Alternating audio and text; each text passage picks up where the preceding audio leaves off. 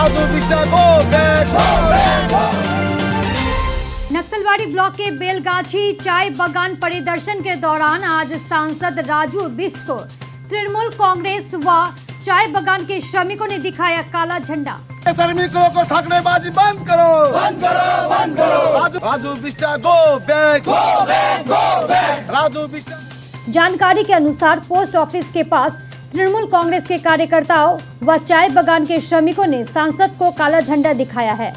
वहीं तृणमूल कार्यकर्ताओं का कहना है कि कोरोना महामारी के दौरान सांसद अपने इलाके के लोगों का हालचाल तक पूछने नहीं आए, लेकिन अब चुनाव सामने है, इसलिए राजनीति करने सांसद यहां पहुंचे हैं, जिस कारण आज सांसद को काला झंडा दिखाया गया है। देखिए, आज 15-16 तारीख हो गया। आज इस महीना में जो राजू बिष्ट आने के बात हुआ, जो सुने हम लोग, इसलिए हम लोग एकत्रित होकर यहाँ पर उसका ये विरोध कर रहे हैं कि बीते दिन में जो कोविड-19 के समय में जो महामारी हुआ, हम लोग अपना कैंपिंग किया, गांव क्षेत्रों को हम लोग बचाए। उस समय ने गांव के बस्ती के जो भी हमारे श्रमिक थे, जो भी हमारा भाई बहन दीदी माँ जो भी थी हमारे, उन सभी को हम लोग किस तरह से गाइड किए, उनके घर में कैसे राशन पहुँचाए, कलेक्शन करके हो या कहीं का भी महत्व से हम लोग उसको दिए। लेकिन उस समय में राजू बिष्ट नहीं आया, एक हम लोग का एक सवाल है। और दूसरी बात है, जब हमारे क्षेत्र में दार्जिलिंग डिस्ट्रिक्ट के जो क्षेत्र से जो उसने एक सीट पाया, एमपी का सीट पाया, उस समय से लेके आज तक उसने आया नहीं। और उसने एक झूठी भी तसल्ली दी आदमी को कि हम गोरखालैंड दे देंगे। गोरखालैंड हो गया एक दूसरी मुद्दा, लेकिन ये जो तराई में जो हम लोग पड़े हैं, जो आदिवासी बिहार जो कास्ट के लोग हैं, फिर ये तो जात पात भी करे, इसके विरोध में हम लोग खड़े हैं। हम लोग पूरा का पूरा ममता दीदी के संगठन से खड़े हैं।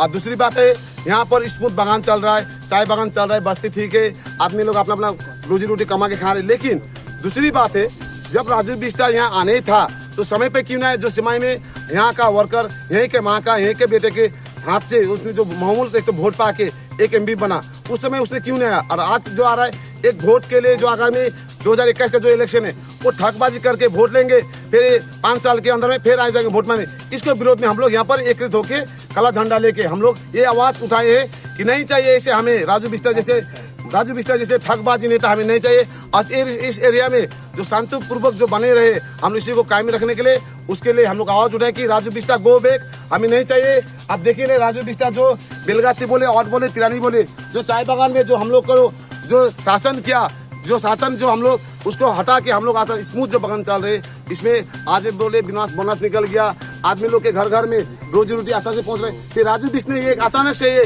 रणनीति तैयार करके राजनीति का जो काला कानून लागू करने के लिए हम लोग से विरोध है।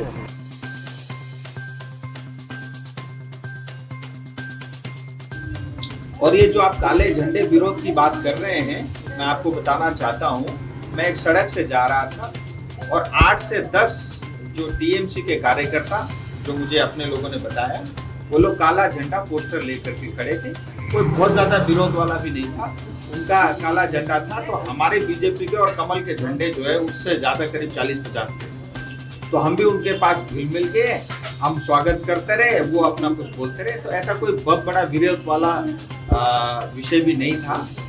लेकिन ये एक टीएमसी की चाल है, क्योंकि आज भाजपा का जनाधार बहुत लगातार बढ़ रहा है और टीएमसी के जितने भी नेता और उनके गुंडे जो है आज धरे हुए हैं।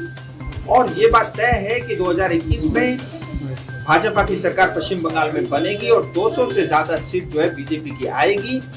और जो जनाधार जिस तरह से बीजेपी का बढ़ रहा है और तो जो मोदी जी को लेकर के जो क्रेज लोगों के अंदर में बढ़ रहा है और जो गांव, गरीब, किसान और श्रमिकों के हितों में जो काम कर रहा है, उससे जो है टीएमसी सरकार बौखलाई हुई है।